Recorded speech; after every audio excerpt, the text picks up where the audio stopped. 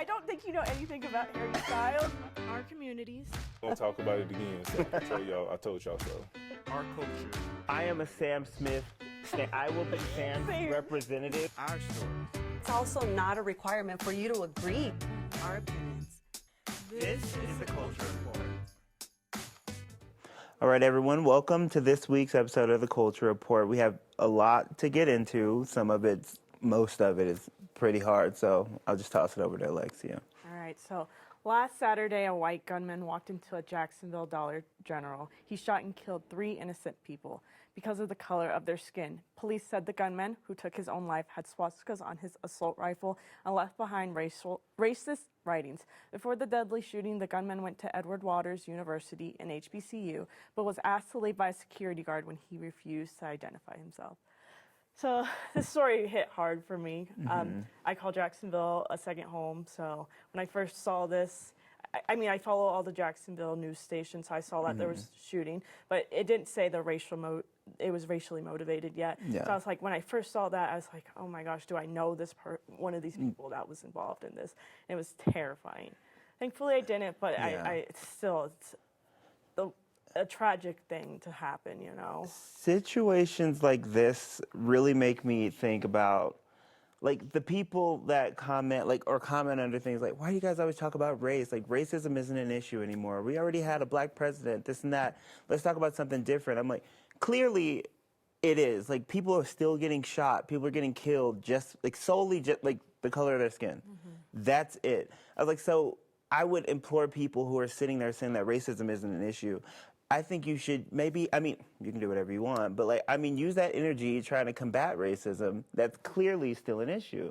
Absolutely. It was hard watching and, seeing the videos of the victims too. And, I know DeSantis did condemn that violence and, he condemned violence, just targeting based on race. And he has, put some rules out to combat anti-Semitic hate. But it's very contradicting when you're picking, I'm going to defend this group, I'm going to help, this anti-Semitic hate, but then he targets LGBTQ groups and also the black communities with, erasing their history and saying, they benefited from slavery. So I don't know, I'm surprised that he showed up. I don't know what he was expecting there. It was just very...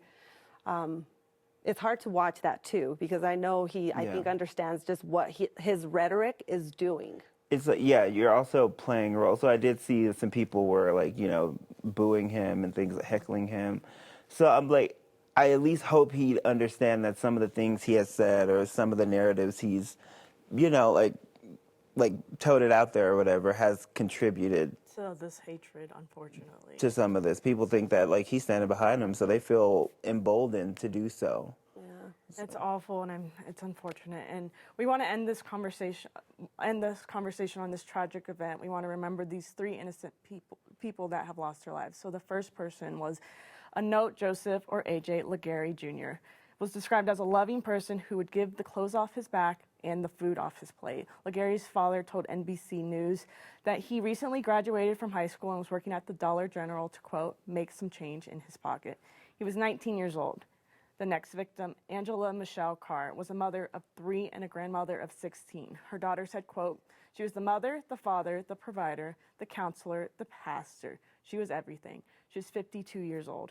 And Gerald Deshaun Gallen, a devoted father and a co-parent. Gallen's sister told media, quote, his hopes and dreams were to give his daughter the world and make sure she never wanted for anything. He was 29 years old. Coloradans are speaking out after a Douglas County Pride celebration was abruptly disrupted by protesters claiming to be there to protect the children. So the protesters are from a group, Abel Shepherd. They blocked the view from planned performances for about 40 minutes, wearing matching shirts which read, Stand to Protect Children. But one parent said they ended up doing just the opposite. My kids started getting really anxious, and then my middle child ran to me in the back and was sobbing, saying that he was scared, begging for me to go grab his brother and sister because he was worried that they weren't safe. All right, now the Douglas County Sheriff's Office said that there were no arrests, there were no citations, and that the organizers said that they might do the event in like private property next time. So I guess they have power to like kick protesters out if they want to. But this is like what you. These are people that say like they don't want any of that near them, and then they inject themselves in those situations. Like these they are always do. Like sometimes you go to a concert. Sometimes you have those type of people outside the concert. Right. It's like don't show up. Don't tell people what to do. It's none of your business. You Just don't stay want us home. showing up at what you're doing. I promise. I'm not showing up at your. I don't want to say it. I'm not showing up at your special rallies. I'm not showing up at your churches. I'm not showing. I'm minding my business. I'm living my life. Why can't you do that? So let me get this straight. So last year, after an accidental nip showing of a plastic nip, Not a plastic nipple. yeah, Yes. so it was accidentally exposed, and that prompted the commissioners wanting to ban the event. So then they voted to have the event actually go through after, obviously, the PrideFest organizers agreed to certain things, and this was happening. So the people that were elected made a decision in representation of that whole county, and they still took it upon themselves to go and take matters into their own hands. I'm sorry, this reminds me a little bit about the January 6th deal. Like, the election had already been done, and they're going to take power. And these are people making decisions. Then what's the point? Like, we're voting for these people. Why do we have that then? It's taking matters into your own hand. And this was a conservative group, and some of the county leaders that were trying to shut down the show were also conservative, but they actually showed up at this year's event, and they commended them. I don't know if it was to save face, but I was like, these are people that you voted for, and they made the decision to keep it going. Like, what's going on? But that's only part of the issue. The other one is you trying to tell other people's to other parents what to do with their kids, and I feel like Kyle Clark really explained it best on Next this week. So there's a popular phrase among Colorado conservatives these days: we don't co-parent with the government. It's the idea that parents don't want public schools dictating certain things about what kids see and hear, that parents should choose what is appropriate for their kids. And that's what popped into my mind when I saw the protesters disrupting Dougco Pride over the weekend. Their shirt said, "Stand to protect children." But of course, their children almost certainly were not at the event, so they weren't protecting their children.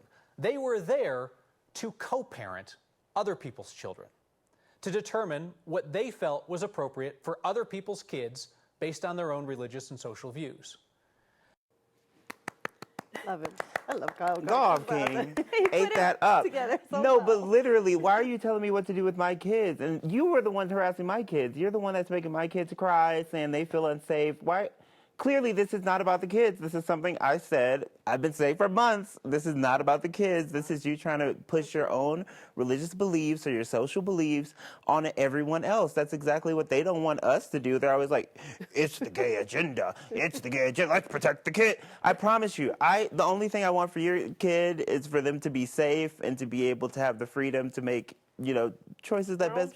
Yeah, you don't need to make your kids' choices. They will make their own. I mean, of course. We're talking about not crazy choices. Yeah. I mean, let's for real no. But like it's, I don't know. I feel like it's hypocrisy, and I feel like I really wish they would leave the kids alone, stop saying they're trying to protect the kids, and say what they're really about. They intimidated those poor kids. Yeah, it's unfortunate that it had to go to that, and it's unfortunate that now they're going to have to find a private place to do it. But, again, going back to that whole thing, like, they elected these people to make that decision. I'm just going around in circles with that. Like, then what's the point? And if this is going to continue happening. But, like, it's unfortunate, like, even the day before, or the day of this event, like, there was a graffiti on the wall that was not nice to the LGBTQ community. And I'm like, could you guys just leave the LGBTQ plus community alone? Just leave us alone. Leave us alone. I promise. I All right. Well, right now, more people across the country are trying to get books banned from libraries, especially ones with LGBTQ themes. And yes, that includes Douglas County. So the American Library Association says book ban requests at public schools and libraries hit a high in 2020. Last year, the Library Association says it got more than 1,000 requests. Now, that's a 70% increase from 2021. And books with LGBTQ plus themes are most challenged since 2016. And a conservative activist recently tried to get 4 LGBTQ books banned in Douglas County. Aaron Wood also previously protested drag shows. Now, the library board unanimously agreed to keep the books on the shelves. Wood said that he would continue to keep trying to get those books removed. I'm so happy Because they kept them. he thinks that, I know, I too am happy that they kept them, but I'm like, okay. A lot of these, I'm sorry, let me correct myself. They spiked in 2022, not 2021. But a lot of these requests are usually made by one parent. So it's not like the whole district, everybody's trying to get these books banned. It's one parent that says, you know what, I don't want my kid to read this, therefore I don't want anyone else's kids to read this. And I'm like, let's bring back parenting. Tell your kids not to read the book if you don't want them to read the book. Don't take that choice away from everybody else. No. The thing is, like, some of these books that they're wanting to ban have been around for years and years and years. So they probably had those books when they were in school. Right. I think they're like everyone that's grown up with those books seem perfectly fine. But likely they didn't know them. We don't know everyone, but they're probably likely fine, perfectly fine. They're likely perfectly fine. One, because they probably weren't in there reading the books anyway. Exactly. They're not reading the books. Yeah, and I'm guessing they're also like in sections, you know, the older kids can read certain books. I'm sure you're not going to drop your 4 or 5-year-old at the library and hope for the best. Like, you're there as a parent. You choose what they read. You choose for your kid. Don't tell other parents what their kids should be reading. I just know one of the books that people are trying to get banned in one state is like The Fault in Our Stars. I'm like, we read that in like high school and middle school. It was like so popular. Like it became a movie. What is wrong with that book? It's about someone with cancer. Plus, I'm like, and they're just like these. The contents of these books are just like things that they're gonna encounter in the real world. Like, I guess I don't know if it's like romance or if they just don't want them to like know about queer things or I don't know. But I'm like, stop trying to erase reality. Like, this stuff is happening. You don't want your kid to go into the world and be like, what? Men? Exactly like we talked about with the Snow White thing. Stop trying to erase these things. It's important that they know that these things are in the world so they know how to approach it when they encounter it. What's next? They're going to try to ban TikTok for the kids too? Well, they are already trying to ban TikTok. Oh, where does this stop? I don't know. It's fine. You came out of the womb. You know who you are and what you are.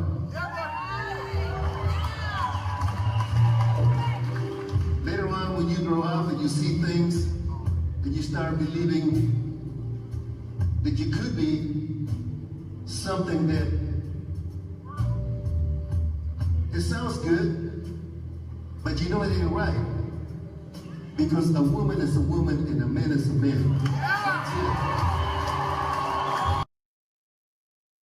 Santana earlier this month at his show in New Jersey. That clip went viral really quick and received a lot of backlash. Santana quickly apologized to his fans on his Facebook page, saying in part, quote, "I am sorry for those insensitive comments. I realize that what I said hurt people and that was not my intent." This is... Santana, why? Why would you go there? I think it was random. From what I'm seeing on Twitter, the people that were there said he sang one song and then he went on this random rant. What brought it? I mean, the Lord called him. He felt called to share his gospel. I don't...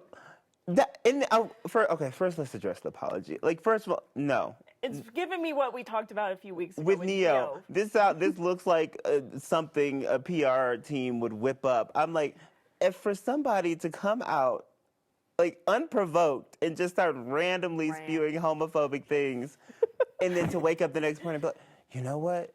I take it all back. No, I feel like if you're gonna apologize and say you've learned from something, I'm like, it takes time to educate yourself, to meet people, to like really change your point of view.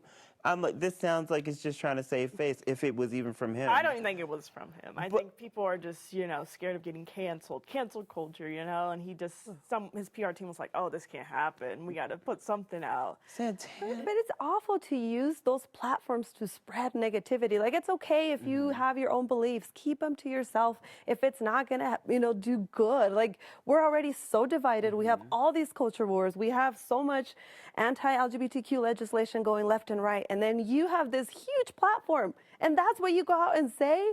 Unite people.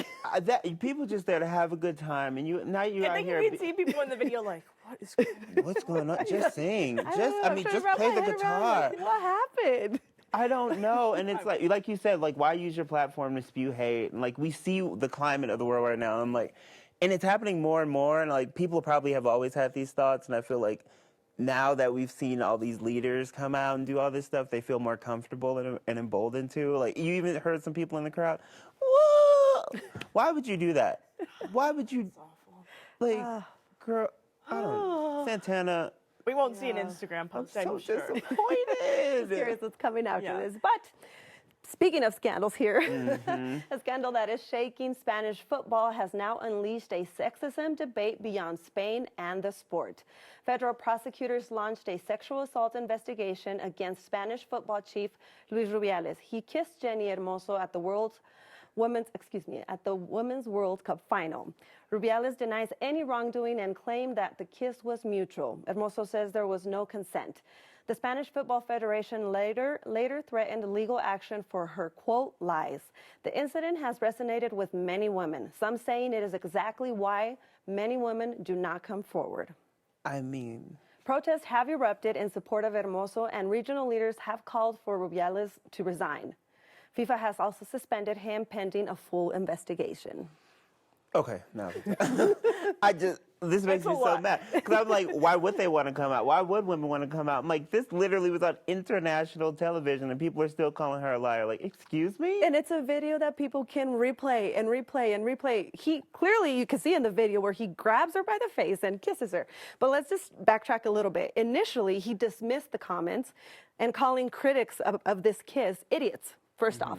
Then after all the backlash, he apologized because it offended clearly some people. Then he said it was mutual, Yeah. which she denies. So I'm just like thinking, like, how long has this been going on? I mean, it doesn't. I'm like, you're her boss anyway. Why are you kissing your like? And I did watch the full video, and I saw him like he kissed everybody. yeah. He grabbed everybody, hugged everybody, picked them up, and was kissing everybody on the cheek. And then for her, I believe she's a team captain, so Oh, I don't maybe- know why he But got see, so excited. It is but- customary, some countries do allow the kisses, or they do that, the kisses on the cheek. But this is on the mouth from your boss, and now I feel like they're intimidating poor Hermoso into like saying, "Oh, I agreed to it." He's saying that he asked her right then and there, and she said yes. But we all seen the video. He clearly didn't say anything like, "Can I give you a kiss?" No, and and you've seen Spain, the video. yeah, and this team has already had turmoil before, with 15 players not wanting to play before because they claimed there were issues, with the team. So clearly it's been going on. And now I'm glad that it's highlighting and making, creating awareness. There's even a movement that's going to probably come about with a hashtag that's being picked up. Estamos con Jenny, which means with you, Jenny, and se acabó. It's over. So hopefully this does create change. I think there's more people paying attention and hopefully pressuring, the federation to make some changes. Yeah. Absolutely. And don't let his mama on that little hunger strike I fool heard y'all or about that. distract y'all.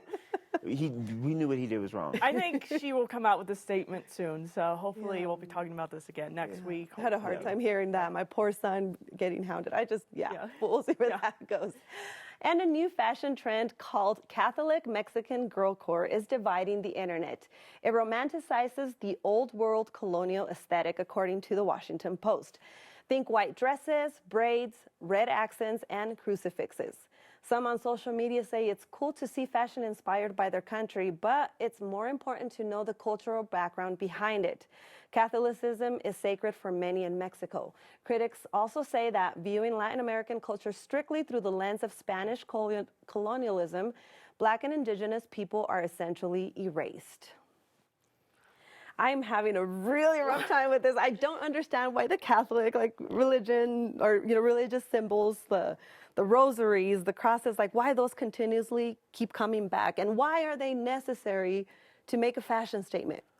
I mean, because they look cool. But it's, I recently went to see the Our Lady of Guadalupe, Basilica, and out of respect, it's one of the churches that's most visited when you go to Mexico City. It's been around since the 1500s. It's, this faith for this virgin, and out of respect, we had bare shoulders. We all threw on shawls.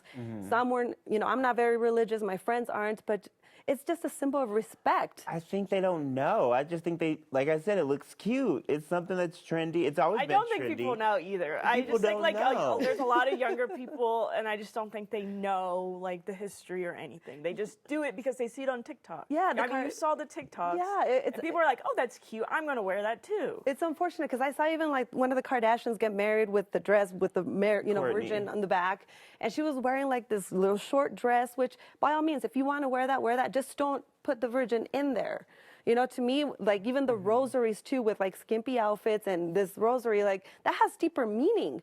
My mom prays, to my sister using a rosary countless nights for the last 8 years because it's a way for her to, feel connected, I'm guessing, with my sister, and just a way for you to cope with grief. So it has deeper meaning for some people. I have a quick question. Well, I feel like I've seen this forever because I'm in Texas, so it's a lot of like, Chicana culture and things like that. So they implement all that good stuff into their wardrobe all the time. Yeah. I will say that they don't do it like that. But let's say somebody wants to carry their religion with them all the time. Let's say they're Catholic, but also they want to look a little sexy. What do? What if they always, I'm for real. See, I think that's just, you have to be respectful. It's, I think, your own beliefs there. As long as it doesn't, offend anybody else, I think you're okay to wear it. Like if you want to wear a cross, that's fine.